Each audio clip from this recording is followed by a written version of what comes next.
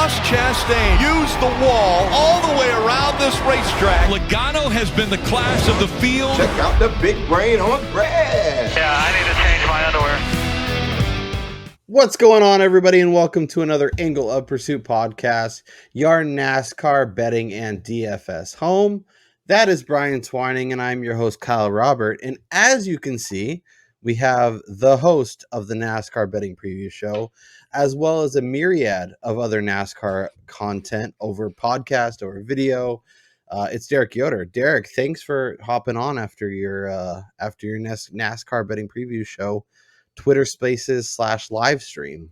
Yeah, I appreciate it. Appreciate the invite. Very excited. I listen to you guys every week, so this is really cool to be on your show. And you guys have been building and growing, it feels like, since the first time I watched. And Brian, I know you're when it comes to technology, you're one of the best in the industry.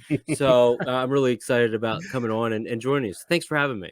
Yeah, for sure. Happy to have you, and happy to let you just kind of take the hosting hat off for the evening. Enjoy some analyst role. Let us know some thoughts as we dive into Michigan. But Brian, like we always do, we're very upfront. We're very forthright podcast, and we have to recap the what was before we recap what is, and that would be let's see if I can figure this out. I was just looking at it. Not that one. Well, I mean, as Kyle's trying to figure this out, you can see it's not good. I was going to say, you get 3 strikes in baseball, so we were going to give you a third strike. So, you got it under 2. That's good. See, I usually give Brian a hard time with all the technology stuff. And then every once in a while, I find myself on that same struggle bus. So we will recap the betting card, which was an abject disaster. Brian, I told you I had very little confidence going in. I said I was going to keep my betting card light. And of course that does not happen because, we start looking at the board, we start talking about things, and just the ball starts rolling down the hill. And once that gets going, you can't stop it. So let's recap the card. You can see all of the red. It looks very much like the Red Wedding circa Game of Thrones, but Ross Chastain, Ryan Blaney, both out. Alex Bowman did not top 10. Chase Briscoe almost top 10, didn't top 10 because, why would he do that? Larson over Truex, Chastain over Elliott. The poll bets obviously didn't hit. We did have some Buescher exposure. Clearly not enough. Brian, you are the Buescher guy. Somehow you didn't get on him. I just felt that the 60-1 number that it was, like, even coming to green was a little bit too long. That I don't know. I don't get down on guys that big oftentimes just because, I mean, what are the chances of those dudes actually winning? Yeah. Even though I was confident in that top 10 bet, like that was my favorite top 10 of the week. As you can see, it's the only one I actually went on. I was suffering a little bit of FOMO halfway through the race, just realizing how good he was. I was like, oh, we messed up this week pretty bad. And of course, we didn't take advantage of a live betting opportunity either. So why would we do that? Well, let's also, most of our viewers realize, like, we're live betting on the Bovada, that they oftentimes close their numbers at the most inopportune times, and they never reopen them, or they just don't ever show you that they've opened them, and you can't actually bet the numbers. So they have a lot of fun playing games. Derek, how was your Richmond betting experience? Did you get on some Chris Buescher live or pre-race? And kind of what was your thoughts on the race overall? Yeah, so I'll start with the card did well. I went 2 for 3 in my head-to-heads. I was fading Ty Gibbs with Bubba Wallace and Brad Keselowski. Keselowski, I believe I bet that on Tuesday of last week. That was one that I just felt like, if you look what he did last year, right, in 2022, the first spring race at Richmond, he had a top 10 finish, and that team started getting better and better. So taking advantage of that opportunity, and I like to fade Ty Gibbs when it comes to high tire wear tracks, maybe some of the lower speed ones, the short tracks, like a Richmond. So was happy that those two cashed. The one that I missed out, which was a race day bet, was plus 180, AJ Allmendinger over Eric Jones. AJ, I just thought, and I know he didn't practice and qualify, but I thought he was going to be much better than Eric Jones, and he was, for the majority of the day. But in the end, did not get to cash that because he lost by about 2 spots. I think coming to that 4 laps to go, that restart there, they were 1 spot apart. So I was like, well, maybe I could back into a sweep here. I also went 2 for 3 in my finishing positions. I jumped on Eric Almirola race day plus 175, and I jumped on Joey Logano race day at plus 100 on Caesars. Just felt like strategy. I didn't realize that Almirola was going to have an absolute rocket ship that he did, but I felt like with some of the things and talking with Chris Worm a little bit that we would maybe analyze that. I missed out on Stenhouse top 10, and then I was on the only outright I was on through the day was Denny Hamlin plus 650. So I didn't get any Chris Buescher. Similar thing to what you were saying, Brian. Some of the books were closed out, grayed out. I could see the pricing. I could see the numbers. I was able to give out Buescher to a few of my buddies that live in a couple different states where they were able to have action on their live screen. So, and then I just didn't jump on it, right? The number got a little too short where it was like, okay, I'm going to pass now. And then when the green, white checker, or whatever we're going to call it, happened and Hamlin was on the outside, I was like, damn, am I really going to back into this, plus 650 when everybody's talking about Buescher? But for everybody that hit Buescher, congrats to you. But it was a profitable day regardless regarding the card. Great to hear. Brian, we talked a little bit about SHR and Almirola and Briscoe specifically. And of course I picked the wrong horse in that race, which is, par for the course. Well, I'm glad you just said that, because just to Derek's point, talking about like jumping on guys live, for instance, the 2 live bets I actually was able to get in on were Almirola fairly early in stage 1 when it was clear that he had a rocket ship. And then I got a little bit of Brad K at 33-1 right before he kind of moved his way up. And at the time I was throwing around the idea of, should I just go with Buescher or go with Brad K? And of course I wound up picking the wrong guy. So how you went with the guy that is one of your bitter rivals versus one of your favorite drivers. Wow. I don't understand, but I guess that's why. Number. It was definitely the number, because I think at the time Buescher, when I was looking at it, was 25 or maybe 22-1. Yep. And Brad K was 33-1 at the time, and he was moving up through the field at the specific time that I actually made the bet. So I'm a sucker for value. So of course I was going to take the extra, full. You know what would have happened, Brian, if we were both holding Chris Buescher tickets on that restart? He would have gotten past, and he would have. I was just going to say Hamlin would have wrecked him or something. Yeah. For sure. Oh yeah, for sure.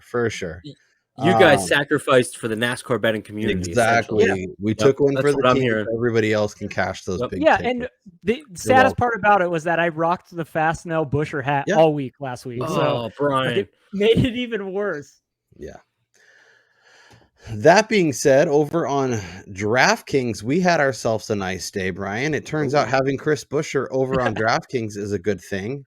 He was the guy you had to have. Obviously, us and about 40% of the market were on him, but had a nice day. Almirola, talked about him. He had a nice day. Briscoe had a nice day. McDowell was, typical Michael McDowell things. And then, obviously having Hamlin move forward like he did. So that was a nice little payout there. And then similar over here, having Buescher, having Hamlin, Logano. I told you about Logano. I know another one of your nemesis, but a guy that just finds a way to get near the front when it matters most. And even when his car may or may not deserve to be there. And then over here, and then Derek, I want to get your thoughts on Truex, because it felt like his car had no business being anywhere near the front. And obviously they realized that early. That's why they were doing the 1 pit stop instead of 2. Yeah. They were trying to, outsmart the system, which I give them props for that. But he's obviously had a renaissance this year when it seemed like he might even be out of the sport going into the last year. Now he's, basically wheel manning his way to the front in a car that doesn't deserve it. Like, he's had an incredible season. Did you ever really feel like he had a chance to win the race with his, or did he need that caution in order to really have a chance? That was it. That was the only chance that when that was playing out, had he gotten that caution, that was when I was saying to myself, they might have just backed themselves into this. Yeah. But if we look at it, right, the first lap of the race, he started 10th, I believe it was, maybe even 9th. And that first lap going into turn 3, him and Ricky Stenhouse make contact. And these cars already, yeah, of course, right? I was on Stenhouse for a top 10. I was like, oh, my day's done with that. But when you look at how sensitive these cars are and why we see so many guys get in front of somebody, we'll just use the Hamlin Larson conversation, because air is such a pivotal role with this, where that slight bit of contact that messed up the fender, which kind of messed up the aero even on a short track, was really the detriment of his day for 400 laps. So them getting on a different strategy, I thought was really interesting and needed. So, I didn't think they were necessarily going to win, but they almost backed themselves into something had Noah Gragson dumped, Daniel Suarez, a couple laps sooner. Yeah. I got some live 33-1, and I was sitting there rubbing my hands. Oh, yeah. This is gonna pay out, and never really got there, but that's okay. No. Brian, did you have fun with Richmond, or was it a kind of underwhelming? I don't know if I don't want to say underwhelming, because I don't know if the expectations were sky high, but how was your experience just as a viewer? Obviously, the betting card went sideways early, but overall, did you have fun with the race, or was it kind of just a lot of follow the leader and then hoping Truex could make something happen? Yeah, it's kind of an interesting dynamic of what we saw this last weekend, because from a pure racing fans perspective, from everything I've seen on Twitter, it was fantastic, because you got to actually see the strategy play out and all that stuff. And as I'm becoming a bigger and bigger fan and gaining an appreciation for this type of stuff, I thoroughly enjoyed the racing. I thought it was really cool to see and to start thinking about and stressing, when are guys pitting? Who's going to take that jump and maybe try to short pit this, or who's going to take the long run, where, you don't get this all the time. I mean, there was the only 2 cautions in the first 80% of the race were because of the stage breaks. Other than that, they would have just kept going round and round and round. And which, by the way, that over under 7.5 cautions. Oh, yeah. That was rocking chair finish. Yeah, but I mean, so I guess for me, yeah, I liked it. I thought it was fun, because there were movers. You saw guys like Buescher, like Keselowski, like Almirola methodically move their way through the field, and then there was other guys like Christopher Bell, who we came into the week expecting, especially after listening to Worm's pre-race poll, expecting Christopher Bell to work his way through the field rather quickly, and he just couldn't do it. So I thought a lot of that stuff was really exciting to actually watch play out. And Derek, what about you? Did you have fun watching the race? Did you like some of the decision making, or was it just kind of like a ho-hum race and you were willing to move on? So I think that if you're not betting on the sport, that was a boring race to you, because you're maybe not understanding how all the strategies work, and just that investment makes you need to know everything that's happening. And for me, I loved it. I don't need, so a guy like Chris Buescher, right, who was whatever ticket that somebody maybe got, it was a large number, but he won because he was the best car. They had the best strategy. He was the fastest car. It wasn't, it didn't luck into it. There weren't, 8-9 cautions where 13 of the best guys wrecked out and Buescher snuck his way in, and that was a conversation. No, it was strategy. It really showcased RFK's strength. It showcased some of these other teams that maybe we're not so sure and we're on the fence a little bit. Curious to hear your guys' take on Chase Elliott here, probably at some point, because of his finishes as of, since he came back from injury. But it really, for me, I loved it. I would watch, I don't want to say 36 Richmonds, but I would watch probably about 5 of them if we had short track, high tire wear. That's why I was hoping North Wilkesboro was going to be the way that it was, and it was a dud. So I love it. And I wish they would move it tonight, because I think that would pull in some different fans, being able to watch a night race. And we saw it in the truck race, right? How much tire wear is going to be worn regardless. And Goodyear's going to keep working on that tire. But no, I loved it. I actually can't wait when I go back to handicap that race to watch that race back. Yeah, and I think my favorite point is the Chris Buescher was the best car. I feel like, especially over the last couple months, between weather, between shenanigans, between whatever you want to say, the best car has not necessarily won the race. And that is the frustrating thing when you have a ticket on a guy and he's clearly the best car or among the best, and at the end of the day doesn't have a chance to win the race. And that's the frustrating part. Yeah. No. With that being said, it's time to move on to Michigan and figure out who could be the best car. Where is their value? And I guess before we dive into everything, Derek, I want to get your thoughts because this is something I've been going over in my head all day. Okay. There's a few drivers that really stand out from track history, from this style of racing, guys that like to go fast, that could make a lot of sense. But their last 2 months have been awful. And then there's other guys who don't really have the history at this track, who haven't really shown the ability to be a true contender at this track. But this season, this last month or two, have shown tremendous strides, have been incredibly fast, who are very interesting if you're going on recent form. Obviously, the best move is to combine the two, but how are you thinking about that with guys that like Alex Bowman, who has been god-awful for 2 months, but has a ton of history at this track where he makes so much sense? You know, where is your head at in terms of overall handicapping? Yeah. So overall handicapping, I'm looking at what I dub as my comp tracks for this weekend. I'm looking at, Charlotte, Kansas, Fontana, a little bit of Vegas as well in there. It's a lot of different tracks. We don't normally talk about, 4 or more tracks. And the thing I love about Michigan this week is everybody has a different combination of tracks, a different number of how many tracks are included or what they are. So it's really cool to see some of the brightest minds of this industry being able to kind of showcase, well, I'm looking at this or I'm looking at this.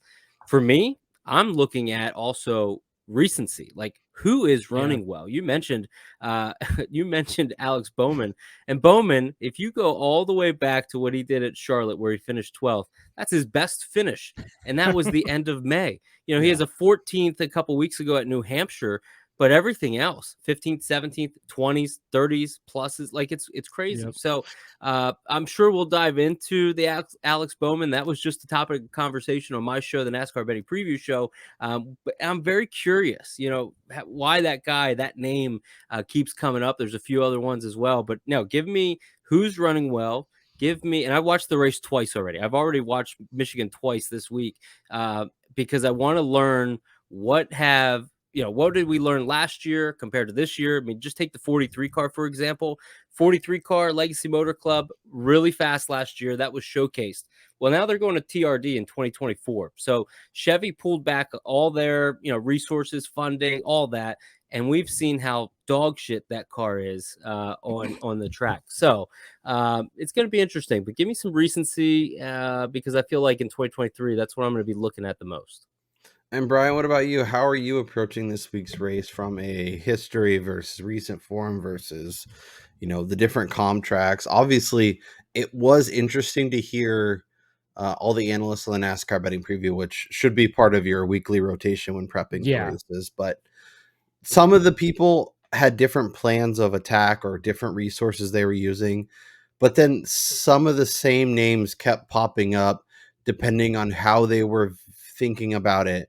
And I always think that's interesting when your process may be a little different from mine, but we end up kind of coming to the same idea, or the same driver keeps coming up as top 10 head to head, like just keeps popping up. So I always think that's really interesting. But Brian, what's your process for the week?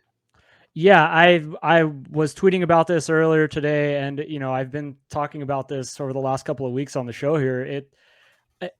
I'm especially for Michigan this week, I'm having a difficult time handicapping the race because, in my opinion, the 2023 next gen car, especially over the latter part of the season, is driving much different than what we've seen in 2022 and the beginning of this year. Like, you had guys who were running incredible at Las Vegas and Kansas. For instance, the Penske guys, they qualified fantastic, but then they were absolute crap on Sunday. And then they come out and they start qualifying poorly, but they're able to maintain their positions or move up at certain tracks this latter part of the season. You had a guy like Ryan Blaney show up with amazing speed in Charlotte after looking like absolute shit everywhere else for the month prior to that.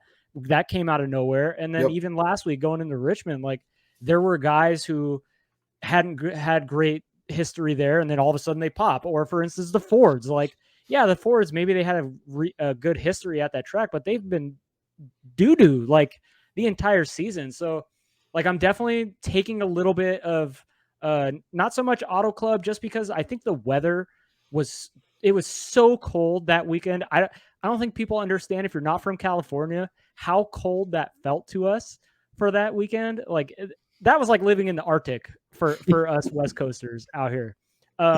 So it's Kansas, Las Vegas, and then, a little bit of Charlotte. But then I look at like the fast tracks, like a Pocono, for instance, just for pure speed, especially when looking at pre-qualifying numbers, because I think a guy like Bubba Wallace, for instance, which he's going to be pretty prevalent. He was prevalent on the NASCAR betting preview show. Like this dude is just unloading great. And then to your point, Alex Bowman, like he was good early in the season at Las Vegas, but he has been nowhere to be seen over the last 2 months. Like I'm having a difficult time handicapping. My card will probably be really short early in the week until we see practice and qualifying. Yeah, there's definitely a few names that I'm gonna try and make myself patient. You know how I get. We get the ball rolling. Yeah, that's what you said like last a snowball week. coming down the hill. There's just no stopping it. But let's run through some names. As we go through it, Derek, feel free to shout at anybody who is gauging your interest. And we'll kind of go through them in a little bit of a chunk. So we obviously have Denny as the favorite at most spots. 6, 5.5, 6, 6.5. Kyle Larson right behind him, 7. I know they're co-favorites, or Larson's just in front of him at a few different books. And then we have Truex at 7, 8-1. Brian, we talk about it every week. William Byron. If you want to talk about a guy who has been excelling in a mile and a half, who has been dominant at this style of track, I mean, he obviously jumps out, and he's always priced a tier. Like he's actually closer to where I'd expect him for this week than maybe he normally has. KFB 8-1, 9-1. Harvick 8-1, 9-1, and then we start to talk in double digits. So, Derek, as the guest, who from this range is jumping out to you as I'm most excited to get in on this number now, because I think this could be a value post qualifying, or I feel the best about having that come Sunday? Yeah, well, I would say scroll down for the viewing audience, if you will, to Kyle Busch. I want to start there. Kyle Busch right now, 9-1 BetRivers. There's a couple 8-1s out there. I actually bought this number. I bought 8-1. I wasn't able to grab the 9-1 that's still hanging out there. So I would maybe buy. I'm going to try to buy it if I can get down there. But Kyle, when you look at just the 8 car last year driven by Tyler Reddick, very fast in practice, fast in the race. Reddick had issues late. But we have to kind of look at that car and how a skill set of Tyler Reddick very comparable to Kyle Busch. But then, like you said, Brian, that weather condition out in Fontana, and I never really thought to handicap that any differently, but there was no practice or qualifying because you guys had a snowstorm in California while I was sitting in Pennsylvania and probably enjoying a pina colada or something outside. But it was something of note because that 8 car new team, driver, everything, came out and just stomped the field. And I really like what some of his metrics are. He wrecked out at Kansas, not his fault, but wrecked out there, and then finished top 6, I believe it was, at Charlotte. And so going into this race, and he's been one of the best cars. I mean, look how consistent he's been throughout this year, where, his finished placements, other than the 36th at New Hampshire and the 21st at Pocono, he's inside the top 9, since Charlotte, dating back into May. So that 8 car is going to be there. ECR engines, very strong. Kyle talked about it, why he chose RCR. That was part of the reasoning, was the ECR engines. We saw it last year if you watch the replay of 2022. And I just think that this 8 team is a championship caliber team. And as we inch closer to the playoffs, they don't need any playoff points. Like they're not stressing, I should say. They'll take all the playoff points they can get, but they're going to be up there. And I really trust that team. We need speed. I need a guy that's able to kind of get around the track efficiently, a team that's not making mistakes. Give me the 8 car. I think that's where I would start with my card.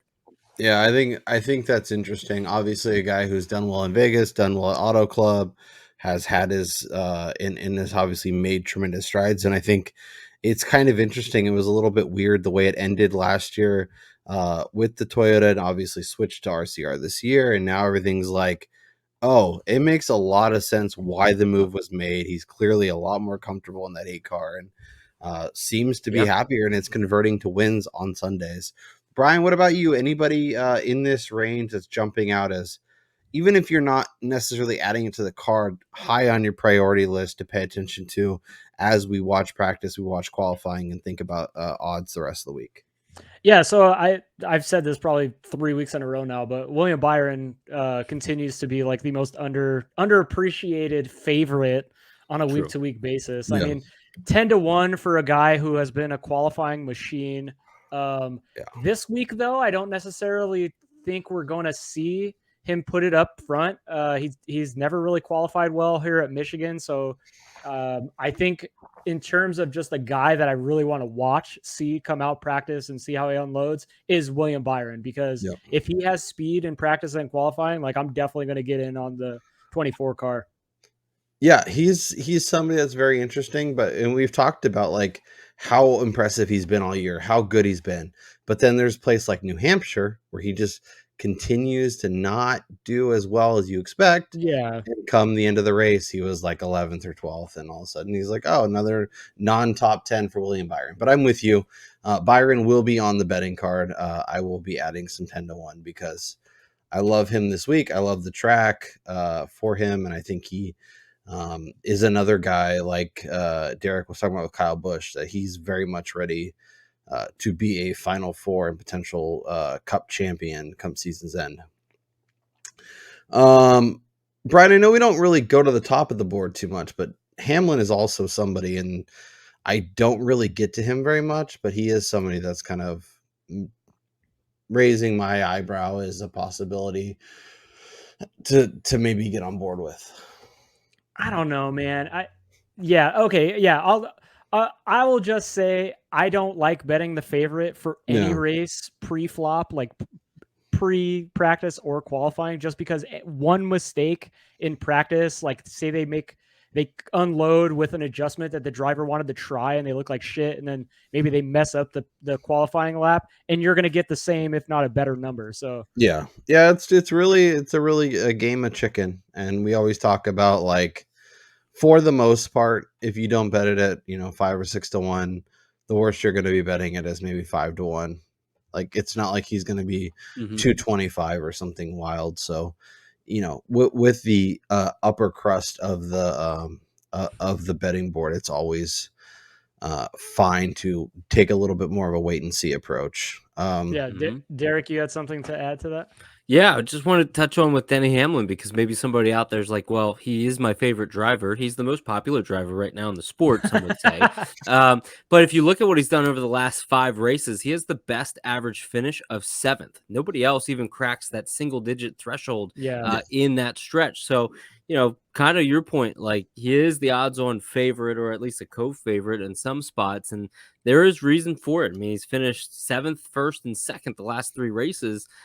This team may be peaking at the right time, but that being maybe a little early before we get into the playoffs. But I mean, they got a lot of swagger and a lot of confidence right now, and that's hard to bet against.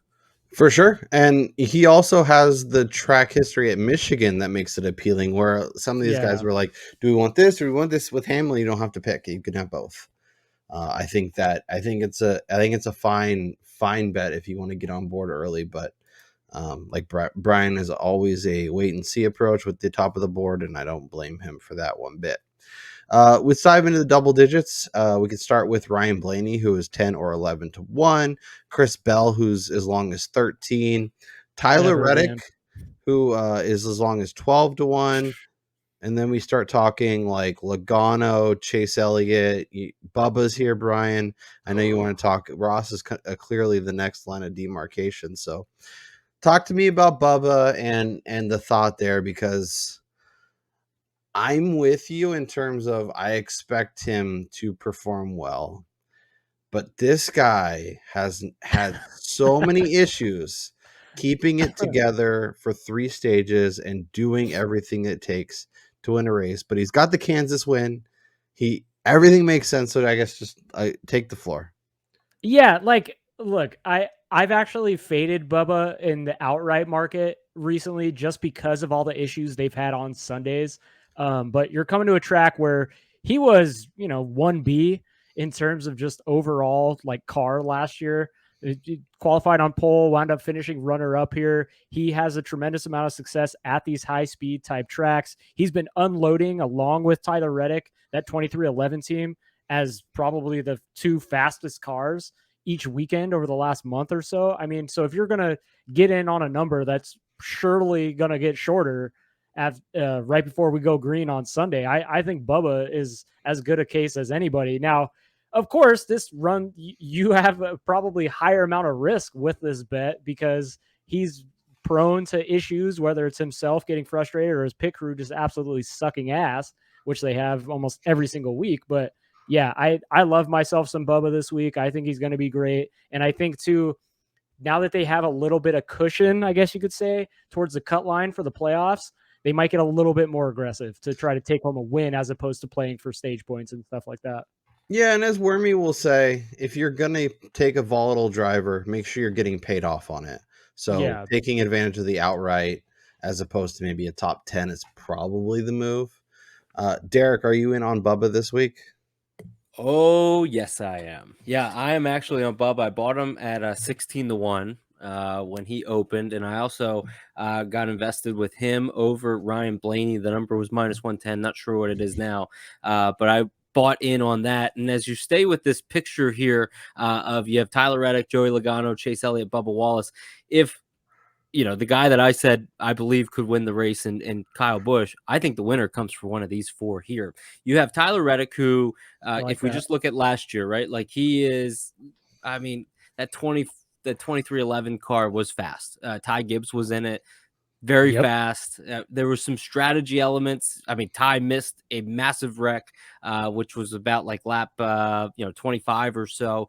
But he was able to lead some laps, get up there. And we just know Tyler is able to find speed wherever, especially on higher speed bank tracks where, got to find that little extra niche. He does that. I'm surprised to see on Caesars that number, whatever he opened at, moved to 8.5-1. That was a little surprising to see. It looks like he's 12-1 across the board elsewhere. And I know there's some books here that aren't placed yet through the data. So curious to see what those numbers would be. But Joey Logano, one of my favorite guys. I'm not on any Fords this week, but if I were to get invested in a Ford, and I'll probably get invested with Joey Logano, but maybe from a head-to-head or maybe even a finishing prop, because Paul Wolf is arguably the best crew chief when it comes to strategy. And give me a guy like Joey Logano that, when he's not fighting anybody at the AMR safety team, I believe he's going to be a guy that's going to be there at the end. And in a race that is going to run out long green flags. We're not going to see, 10 cautions.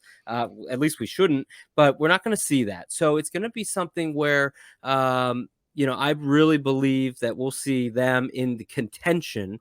Chase Elliott, a guy that a lot of people have eyeballs. NASCAR's praying every waking minute that Chase makes the playoffs. I don't know if he does or not. I do believe somebody 17th or below right now does get a win. I'm not sure if it's him. We have Daytona. You have a couple wild card races like road course events coming up. But this team is going to be there, right? They've proven that they're the second best car in the sport. I truly believe that. Although he was out for so long, he's getting the best finishes consistently when I look at some of those metrics. So not to talk about every driver and give them, pumped all their tires, but I am on Bubba 16-1. I am on him from that Ryan Blaney matchup as well. So I like that number. I would bet that down minimum or max. I would bet it to 12-1. I wouldn't touch it after that. Yeah. Just checked Circa and Westgate, and they're both sitting at 11 and 10-1 for Reddick. So I think the market's about where Caesars is probably a little aggressive, and DK and Rivers are a little closer to where we could be. I think I will add, I think there's a little bit of qualifying speed built into Reddick's number, just because they're starting to realize more and more that this team overall is just bringing extremely fast cars to the track every single weekend, and they can't continue to get exposed to those 16, 18 to 1 numbers that they kept posting over the last couple of weekends. Yeah, even when Reddick would make some dumb mistake in stage 3 and end up costing people, they were good bets. They were right side, wrong result. Yeah. And I think you're seeing that a little bit with Bubba too. I think that's a good point, Brian. Around these parts, Derek, we're not exactly the biggest Chase Elliott fans.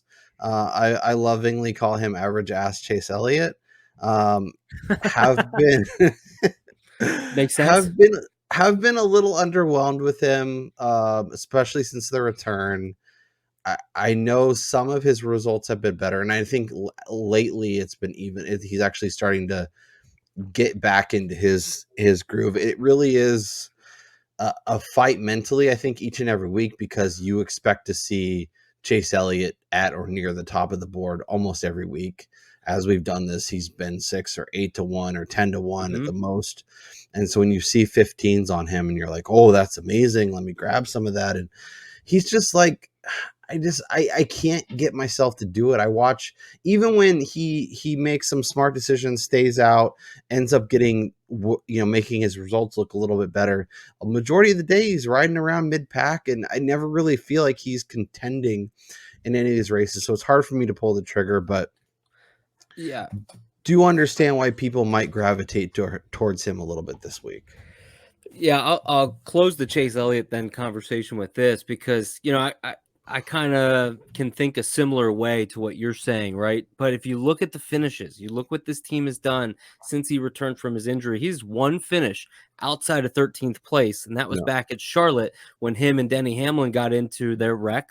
He intentionally wrecked him and took his own self out. So that tells me, okay, he's maybe not having the top 3, top 5 finishes. He's got 4 of them. But he is hanging around that top 10, top 9 number. And when you look at a place that is going to involve strategy, Chase doesn't get into incidents. He doesn't really, have any of those issues. His pit crew, one of the best. HMS produces some of the best crews. That really lends me to say to you, and I'm even thinking of it myself as a gambler, man, should I be buying that 15 to 1? Because he's probably going to outqualify that number anyways. Maybe is this the best time to get in on? And the books already know, hey, we got to keep this price. We got to keep this hold on Chase because he's the most popular guy, and money's going to flood in if he does well. So that's just my point. Maybe even go back. Let's put our tin hats on for a second.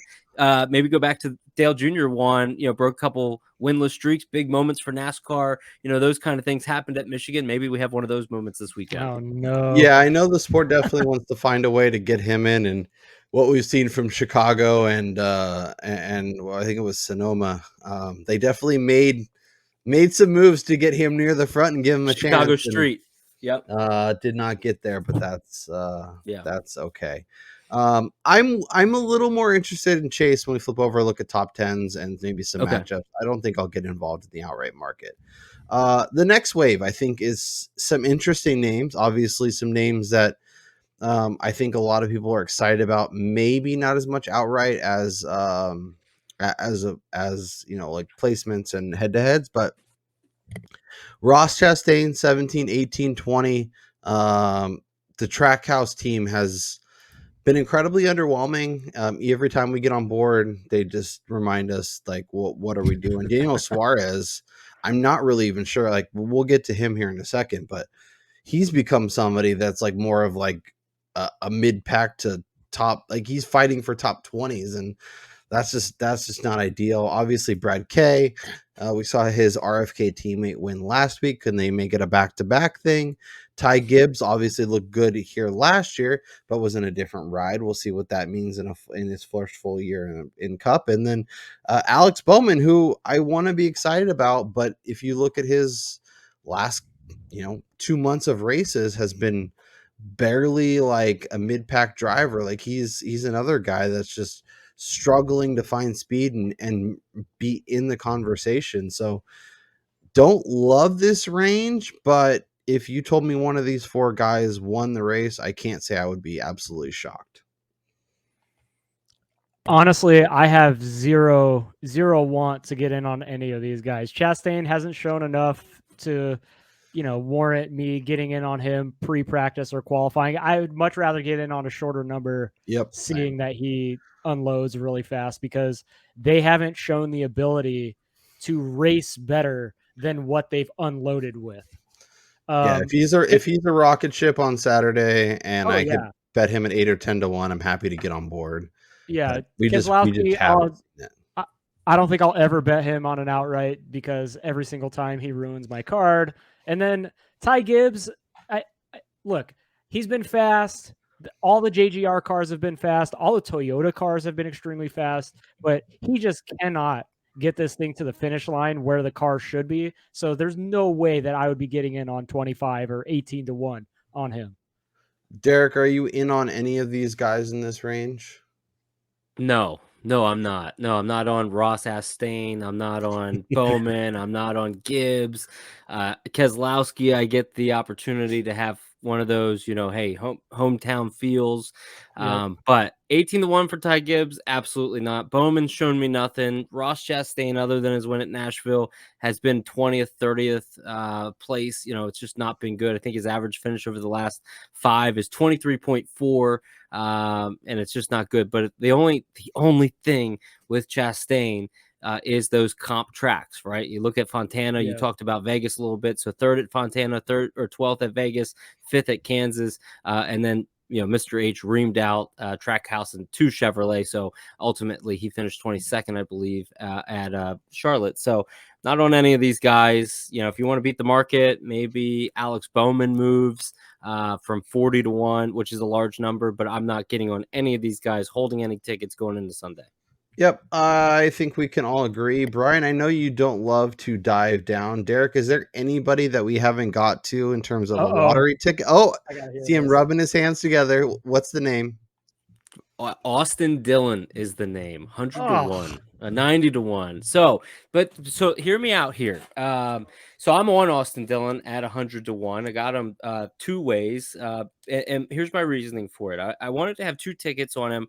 One, because that number I firmly believe is going to move. So I want to cash out, gain some profit on that, and then also have 100 to 1 ticket, whatever my the unit allocation I have already invested in that, for the race. So I'm really trying to profit here and go into you're able almost to do with a free bet. Yeah. So that's the hope. That number needs to move first before I can cash out and gain some profit. And then, like I said, hold maybe a free ticket. But I'm on Austin Dillon at 100 to 1. I'm on Austin Dillon to finish top 10 as well, plus 300. And we'll get to some of the finishing things here in a little bit. But I just feel like talking points, same thing that I said for Kyle Busch, ECR engines. This guy as well, in his last 4 stages at Michigan, has finished 7th, 6th, and 7th. He also finished 13th total in the race last year. Austin's not going to maybe go out and obviously dominate or get the win, but man, he shows up to 1 race a year. It's one time he shows up a year. This could be it. Yeah. And on a high speed track where, the strategy element maybe play into it, but he's not gonna get beat by talent. It's gonna come down to the car. So I like the 101 number, and that's what I advocate. If you're able to cash out, I would do that. Yeah, I like that strategy for sure. I think he, if there is a place to get on him, it's a high speed track. Yeah. You hope he's there in stage 3 and then can get his car across the line when it matters most. With that being said, before we move on to placements, Derek, what is your favorite outright as we sit here recording on a Wednesday evening? It could be a value one. It could be who you think is going to win the race. It could be, a myriad of things. So who's jumping out to you as, as we sit here Wednesday, this is my favorite outright to look at? I'm going to go back to Kyle Busch. That 8 to 1 number, I believe the 8 car has a lot of speed, ECR engines. It's been proven already with some of the comp tracks. He's the guy that I can put my stamp of approval on and say, you buy that ticket, he will be there, assuming it's incident free. He will be there come end of day Sunday in some capacity where you're eager with what that ticket could hold. So Kyle Busch, 8 to 1 right now. I like it. Brian, are you adding any outrights to the card as we sit here?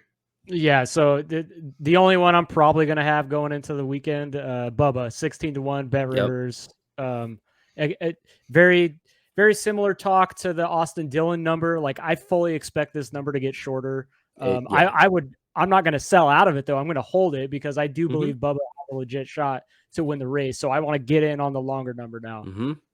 Yeah, no, I'm gonna let you cash that ticket. I think he definitely has the speed to do it. I just worry about execution on Sunday is everything. Yeah. And like, for as good as 2311 is, like they've got some issues to fix on pit road. But maybe that's a good thing because as of late, my bets have looked more like little Jack Nicholson instead of straight heat. So it turns around this week. I'm ready. That's why we brought you on, Derek, to get the mojo going the right direction. I'm going to be on William Byron. I'm going to add some 10-1. I can't help myself from adding some Willie B at 1.5 miles at a place where he can go fast, and see if we can make some noise this week. Let's look at top 10 because I think there is some fun potential there. Actually, future bets, and then we'll go down to the top 10. We'll obviously use Caesars like we have. Barstool used to have a nice little interface, and then something happened. They're working on it. Yeah, they need to get their stuff TBD. back. But let's talk top 10s. Obviously, there is some interesting names, but they are priced really aggressively. Brian, where do you get interested in a potential top 10 price? Are you in on Bubba at -140? Is that too long too short of a number? Yeah, because it with the Bubba, you got to get paid off. Derek, go ahead. Yeah, so we talked about this last week with Ryan Blaney, and during the NASCAR betting preview show, a lot of guys were in on the Blaney plus number. And when we recorded our show, my big worry with Blaney was that his recent performances were telling me that he either had like a top 5 race winning type of car or a kind of middle of the pack, like maybe he cracks the top 10, but more along the lines in between that 10 to 15 type race day. So I don't think there's value in getting in there. Now, Bubba, obviously, he's going to have the equipment to get it inside the top 10, but the risk reward for laying more money than you're actually bringing home for me on somebody like him is not there. Yep. The guy that I like, and I would probably get down on this number if it wasn't a little bit better over at BetRivers. This is going to be a surprise to Kyle here, but average ass Chase Elliott, top 10, -134. To Derek's point, since he's returned, his worst finish is 13th, or he has one finish worse than 13th. So he's clearly a car that's capable of running near that spot. He needs points, so he's not going to wreck his car. He's not going to put himself in danger of falling out of a top 10 spot for the stages or even as finishing position. This is a guy who's been running near that mark at Michigan throughout his entire career. He has 8 top 10s in the last 10 races here in Michigan. Like when you look at that, you see where he is in the standings trying to get into the playoffs. He needs these type of finishes consistently to, accumulate these points to pray and hope he gets in on points if he doesn't somehow get a win. So if I'm going to get a good number on him this week, and I think he should unload pretty well, if he qualifies anywhere near the top 10 mark, he's probably going down maybe -160, maybe -170. So, I'm willing to take a stab on Elliott right now. Yeah, I'm much more willing to buy at that price at a top 10. I think that's much more of a realistic outcome. Derek, what about you? Where do you start jumping into the top 10 market? Like, is Chase Elliott a good enough number for you to bite, or do you need something a little bit longer to be really interested? No, I mean, I want to know that a guy's going to be there. And when we look at Chase Elliott, like we've talked about, the power, the performance, the driver, the crew chief, the strategy, all is there. So if I was going to bet, that number -134, I believe you said, Brian, on a head-to-head, I look at it the same way. So that number is short enough where, there is value there. And that he's going to be hanging around the top 10, more than likely in that 6-5-4 running position type range. So obviously well inside the top 10. So I like that. That's a good call out. That's a good number to find wherever you said. I think you said BetRivers, but I know Barstool, once they, unload their stuff, will probably have a good number domestically there for most that have access to it. So yeah, that's a number I like. I definitely do. Also don't mind it for Logano. I know he's a little bit longer. Brian, what is do you have the number for Logano? Let me pull it up real quick. Yeah. While I'm looking for that, I will say I think the Keselowski number is intriguing too, just because he's kind of up or down as to whether or not he's a top 10 contender. I'd much rather see it a little bit longer than that, but if you can get plus 130, I think that's maybe something to consider. Yeah. Logano is also minus 134 at BetRivers as we speak. I will grab some of that. I don't usually love laying, a heavier juiced top 10, but I think he feels like somebody that that I trust to be there, even if it's not that great of a car, to get into 7th or get into 6th and really give me a legit shot at a top 10. So I like that call. Derek, of the top 10 market, who is jumping out to you as a potential value or somebody you want to grab a piece of as we sit here Wednesday night? Yeah, I did kind of tease it, right, about the Austin Dillon 3-1 number. I'm shopping around and finding that across the board. Betfred, you're showing it right here on Caesars. So that 3-1 number, I really like. I think he qualifies well enough near the top 10, probably not inside the top 10, but well enough for where that number is going to drop. Could be a plus 150, plus 175 come race day. So give me that 3-1 on Austin Dillon. Yeah, and you trust him to be consistent enough to for that 3-1 number to make sense, or he's not somebody that. Okay.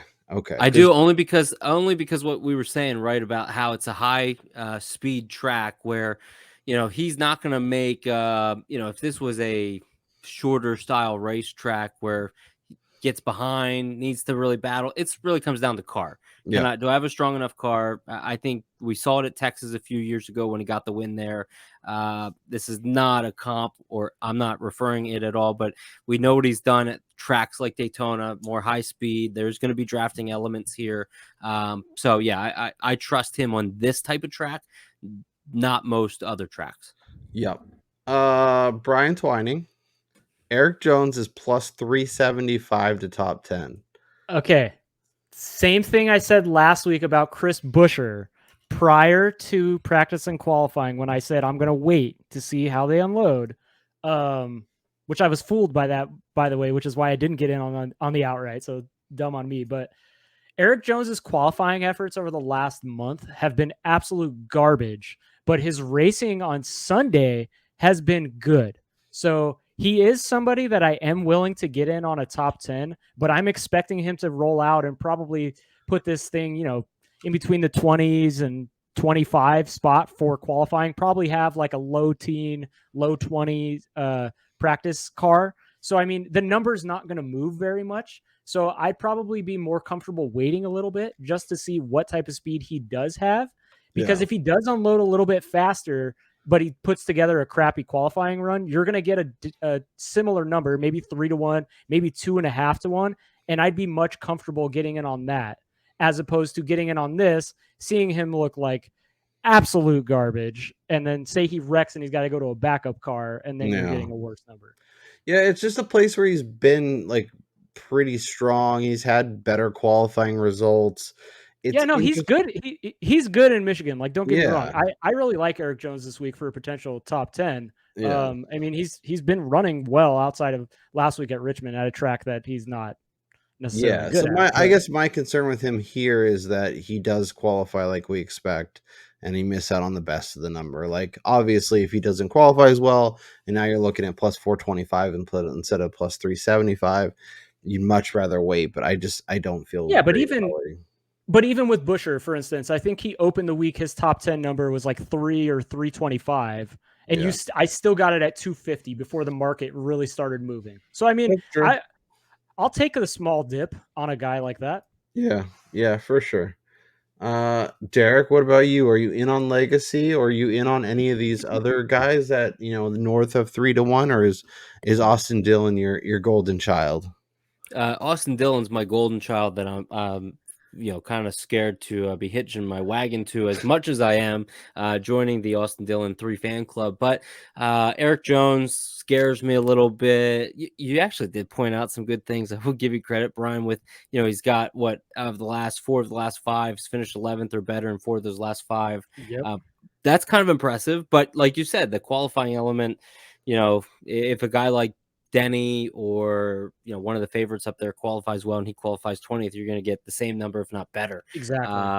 But I just don't. I'm not touching anybody else. Somebody can make an argument for Ricky Stenhouse, but I can never get Ricky Stenhouse right, nor do I ever trust him. So no, I'm going to stick with my guns of the 3 car. Yeah, Ricky Stenhouse is just in this year. He's actually been like kind of good. Like he hasn't been like a world beater, but from like a recent form, he's been decent. Like he had 17th at Richmond, obviously not great, but 7th at Pocono, 10th at Atlanta. He 7th at Charlotte. Charlotte. 12th at Kansas. Kansas at 12. Like he's been there, and he's also a guy that just does really well on fast racetracks. So Stenhouse might as well be dead to me, considering he won the 500 after years of betting him at every single super speedway. Yeah. And then when you get off of him, he actually takes home the trophy. Yeah, no. Pass. Yeah. Yeah, you guys are probably onto something. Okay. Any other top 10s we want to hit on, Brian, or should we look at some other fun stuff? Yeah, I think we should hit matchups real quick and then get out of here. Yeah, I think I'm with you. So let's go to scheduled. We have Tyler Reddick versus Kevin Harvick, and if you have matchups from other books, feel free to shout them out as we go through these. But Harvick obviously getting some love. Reddick, we all kind of thought he was kind of interesting. Might be an interesting opportunity. Logano versus Chastain. Byron versus. Go ahead. Before we go too far down the list, I want to get Derek's take on Harvick this week, because Harvick is like kind of the Michigan maven, and Fords, for that matter, you said it yourself. Like you're not in on Fords this week, but they've been the dominant manufacturer at this track over the last decade or close to a decade. So I mean, how do you think they're going to perform, and in particular, like Harvick? Yeah, well, I'll give you a couple stats, right? So Ford's won the last 8 races at Michigan. Harvick's won the last 5 of 8. It's been Ford, but I don't think that they are first on race day at all. I don't think they even sniff that. It really comes down to some of these teams, Toyota, Chevrolet. They're just stronger right now. They have a little bit of a stronger package, where Toyota, especially JGR and 2311, right? Like they've been really kind of the class of the field here the last few weeks. And, I'm going to put my money where I feel like I've seen a lot of speed. There's strategy to this race. Harvick, I've seen a couple top 5 numbers out there. I just feel like the pricing point for that is too short at plus like 120. So I'm not going to fade Harvick because he might be like a top 5 car, but like 5th, 6th, 7th in that range. But I'm not on any Fords from an outright perspective. And you have to give me really give me a driver. Like if, this is perfect. Logano over Chastain.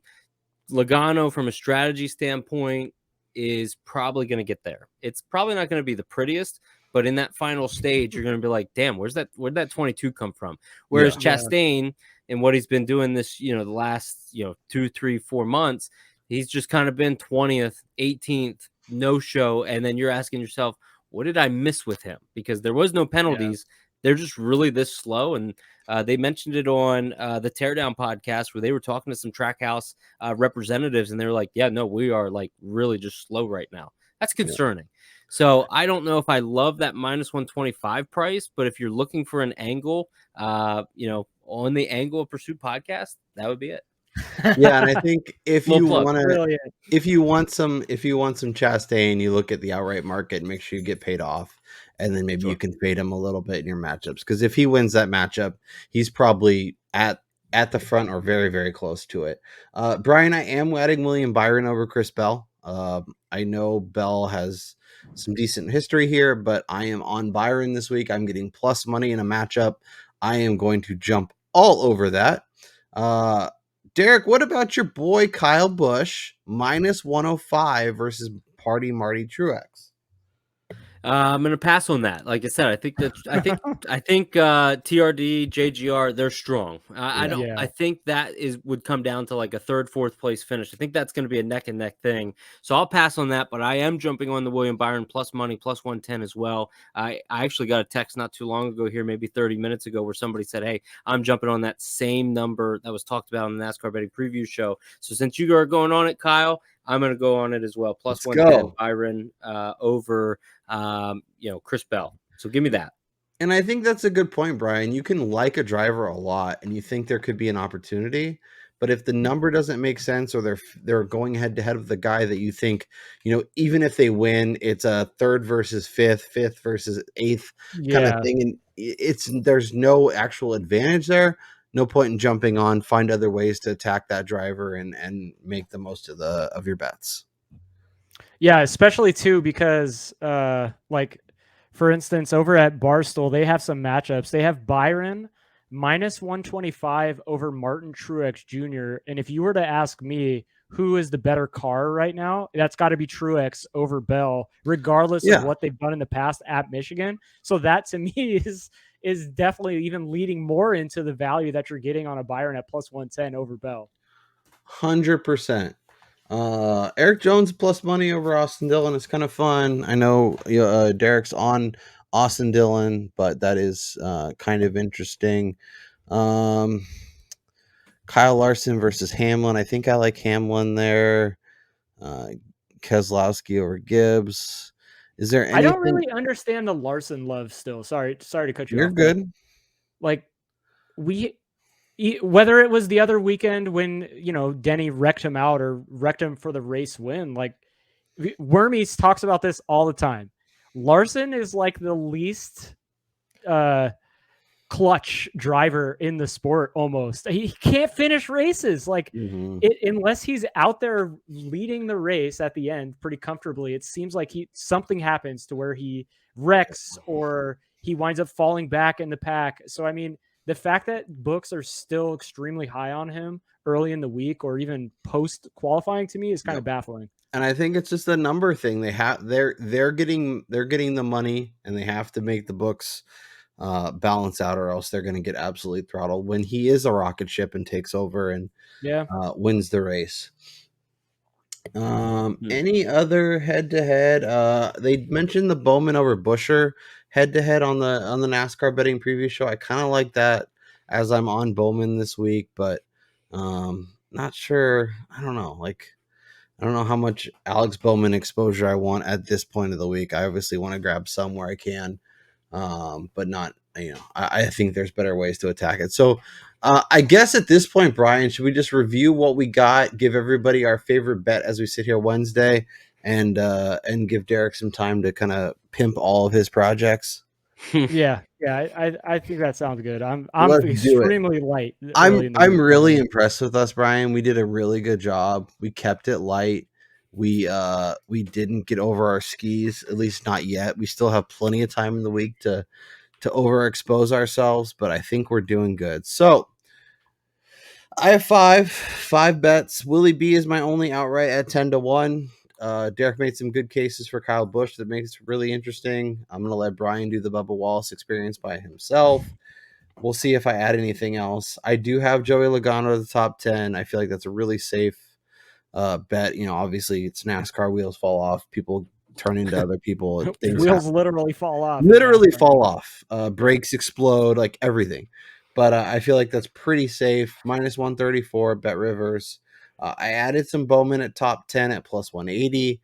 I expect him to be better this week. Maybe he's not amazing all day, but I think he finds a way to be there when it matters most. I added Eric Jones to top 10 at plus 375. I think he qualifies well enough where that number goes, gets shorter, not longer. And then Byron over Seabell at plus 110 is the only matchup on my card. Brian, why don't you give the people your 3 bets, and then what is your best bet as we sit here Wednesday evening?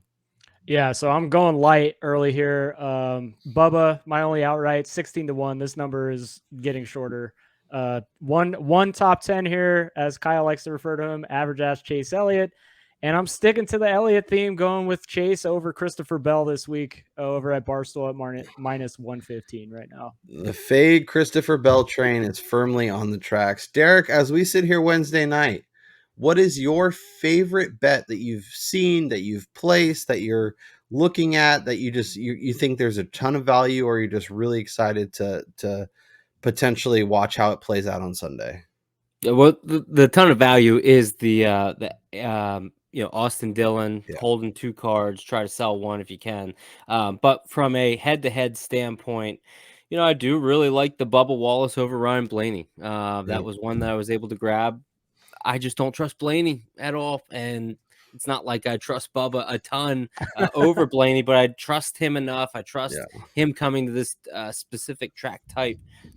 So I do really like that, but it'll be interesting to see what happens for sure. And I was trying to figure out on your screen here who AACE was. I couldn't figure it out. So when you said that average ass Chase Elliott, it made a lot of sense because I could not wrap my head around it. Eric Almirola, chances. I was trying to figure out what is AACE. I know what AARP is, but I did not know what AACE was.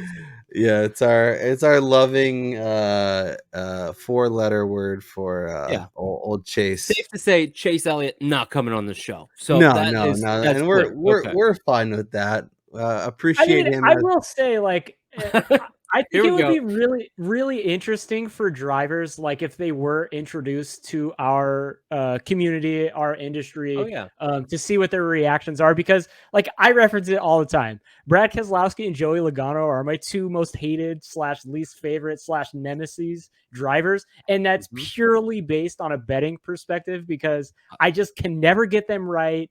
It's like I'm always on the opposite end of them. But in terms of their driving on Sundays, like I obviously I want them all to perform well. I don't want anybody to get hurt or anything. So, it's all in good fun. And I do know there are people out there that do take this a little bit too seriously. But yeah, it would be interesting to see them to get in on a show where people are, say, betting against them and see what their reactions are.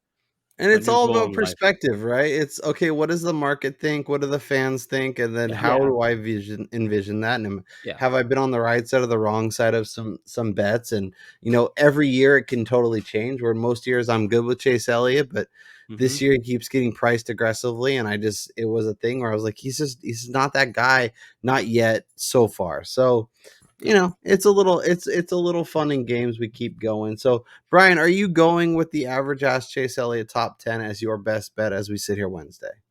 Yeah, it's disgusting, but yes, I feel like the value's there. I'm confident in that. I'm gonna roll with the Byron over Seabell as my best bet plus money. I think it makes a lot of sense. Derek, tell everybody where they can check out all of your shows, all the shows you host. And thank you so much for taking this time and hopping on with us. Yeah, no, I appreciate you guys having me on. Hopefully can come back on again sometime in the near future. But yeah, check me out on Twitter at Derek Yoder _. Follow the NASCAR Betting Preview Show Twitter account at NASCAR BPS. Download the NASCAR Betting Preview Show podcast. We have guys like Johnny on the Track, who does our Tuesday best bet driver to watch. Twitter Spaces, like you guys were saying, is on Wednesday. Mike Bachman does an Xfinity show on Thursday. I try to put out a post-practice qualifying. I do have a family. I try to spend time with them as well. I like the golf as well. So I try to do all these different things. But the community element is really cool. It's fun to watch how many people are really getting interactive with the industry and the sport. And it's just taking off to another level. So, guys, I appreciate. Oh, and the All Things Go. I should mention that because that's not a betting podcast, but it is a motorsports podcast. And doing that with Brian Murphy, he was affiliated with SHR for 9 years or so, and he just recently left. But Brian and his insights and his contacts to the sport have really opened the door of opportunity to really connect with some and even share, about gambling. Alan Cavana being one right now that you'll see he's been posting some of his cards, learning how to get into that. And him and I have been talking a great deal, and we wouldn't have had that opportunity, or I wouldn't have had I not been able to do that show. So a lot of different ways to kind of follow what I'm doing. And again, I appreciate you guys having me on. Absolutely, and I'll link all that stuff down in the show notes. So make sure if you're watching on YouTube, you check all that stuff out, because it really does, provide a lot of insight. And I think having a better understanding of the sport, not necessarily from the betting angle, but from but the on track experience, the cars, the tires, all that stuff. I think it really does make your handicapping skills significantly improve. Brian and I have seen tremendous strides as we've learned the sport, as we've gotten familiar. We're still very green from a lifelong NASCAR fan perspective, but the more we learn, the better we get, the more fun we're having. We've learned to love this sport, and appreciate you and everybody in the community for the being so welcoming and continuing to grow, because I think we can do a lot for getting the sport more traction, for bringing in new people and all that stuff. So really, really happy to have you on. We will definitely have you on again before the season's end. That is Derek Yoder. That is Brian Twining. I am your host, Kyle Robert. Make sure you are subscribed if you've not done that. Make sure you smash the thumbs up on the way out. It really does do a lot for the show. And let us know who is winning this weekend in Michigan. And we'll talk to you next time. Peace.